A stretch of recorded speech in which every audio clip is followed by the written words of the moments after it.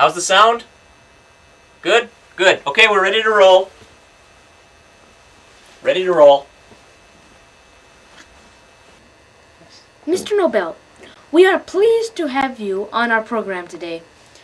Could you start by telling us a little about yourself, your origins, and so forth? Yes, I was born in Stockholm, Sweden, in 1833. Do you know where Sweden is? Isn't it somewhere up by Lake Superior? That's Finland!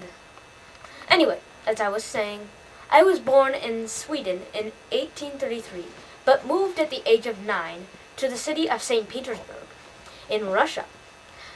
My father was an inventor before me, and he had made a deal with the Russian government to make explosives for them. I was something of a sickly child and did not socialize much, but I did very well in school. I helped my father in his factory, along with my 3 brothers. Whoa! Wait a minute! You mean that you and your family made explosives when you were a kid? Oh my gosh. In this state, fireworks are illegal. It must have been very cool working in a factory. It was much more serious work than that. Explosives back then were very dangerous indeed. Much more dangerous than they are now. Now, you know, explosives are very important in the world.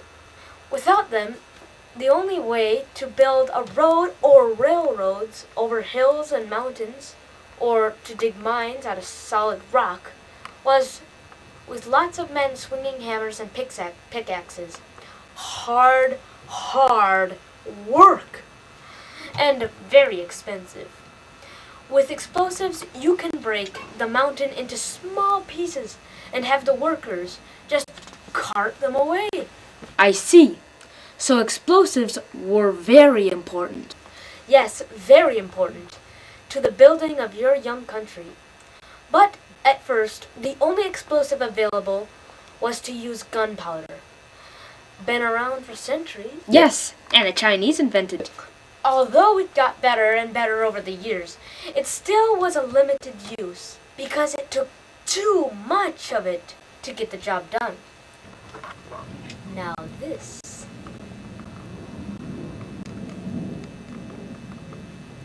liquid changed all of that. Looks like watered down milk. This is nitroglycerin. An Italian named Sobrero invented it in 1846. It is 13 times more powerful than gunpowder. We called it blasting oil and made it in our factory in Sweden. Sold millions of its stuff. Observe.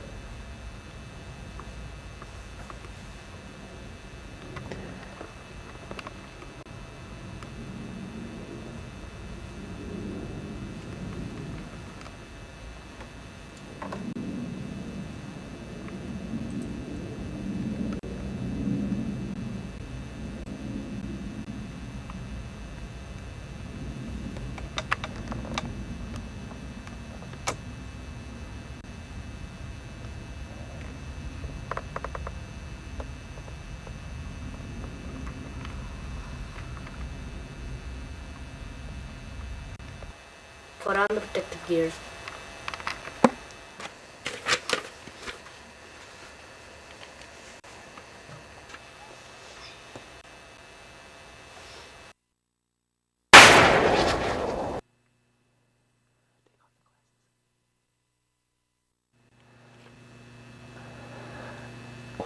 Impressive, yes? I'll say. So, what was the problem? The substance was too unstable. Tended to explode when you least expected it. Even a sudden shock could often and would often set it off. Seriously, this was a risky business. People needed this stuff to build their countries, and they would gladly buy it from us. But transporting it from our factory to the rugged work sites where it was needed was very dangerous. Several nitroglycerin panics occurred, usually after a couple of well-publicized fatal accidents using the stuff. The first one occurred after our factory in Sweden blew up right next to our house. My own brother Emil died in that explosion, along with 4 other workers.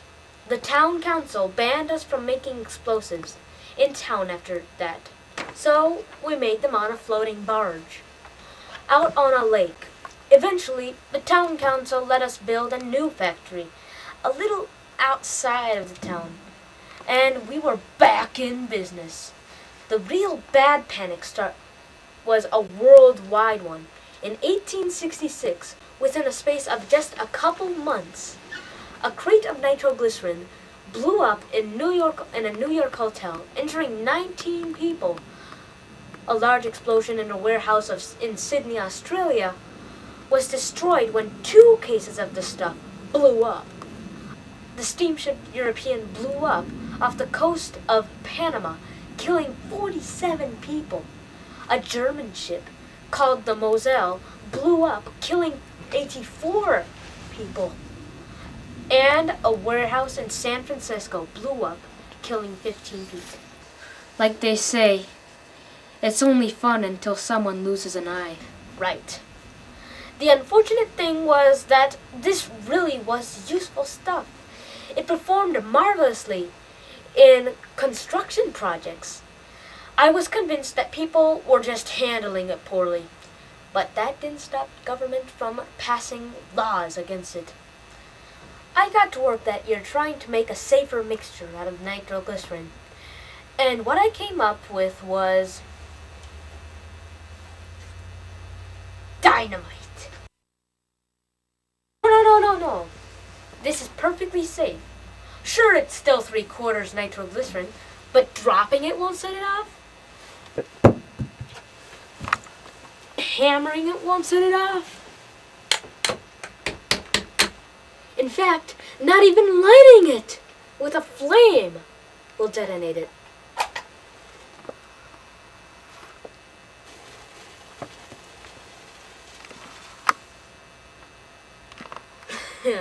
Fooled you that time, didn't I? It's a paste inside, made up of nitroglycerin and a type of clay. We stuff it inside these tubes, but like I said, it won't detonate without another invention of mine, the blasting cap. The blasting cap is very flammable and very explosive, and only when it ignites does the stick of dynamite detonate. See, this one didn't have a blasting cap. Had you fooled, didn't I? Could we cut for a moment? I'm having a sort of wardrobe malfunction here.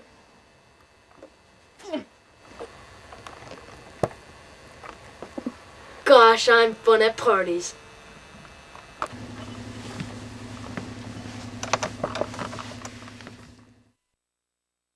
Action. Let us talk now about the last years of your life and what you are most known for today, the Nobel Prize. How did that come about? Well, as you might expect, after getting a patent for dynamite, then a patent for more powerful blasting gelatin, and another patent for useful smokeless gunpowder for weapons, I built factories both in Europe and in America. And I made a small mountain of money. As I drew toward the end of my life, I had quite a fortune built up. Still, sometimes I felt badly that I had made all of this money making and selling something that would make the wars of the world much more deadly. I really feared that the next big war and what terrible destruction my new invention might bring to my fellow humans. A couple of important women in my life had peace-loving or pacifist views, and they instilled in me an interest in the prevention of war. I even went so far once to help pay for a peace conference in Switzerland, and then I went to it without revealing my true identity. I was a controversial figure because of my business and what I sold. When I turned 60, I started making arrangements for how my affairs would be handled after my death. This was done with a simple one-page will. I had no wife or children, but still the closest member of my family were expecting to get rich off my death, dividing up my money and property. I must say that when my will was read after my death, they were all quite shocked. I had secretly left most of my money, about 155 million in your dollars, to a fund which would be established in my name and would give away 5 prizes a year to the top thinkers of the day. In addition to a gold medal with my likeness on it, they would receive a portion of the interest earned on my funds. These days, that makes each award about $1 million. I stipulated that the award be given out to the field of physics, chemistry, medicine, literature, and peace. A similar prize for the new science of economics was added later.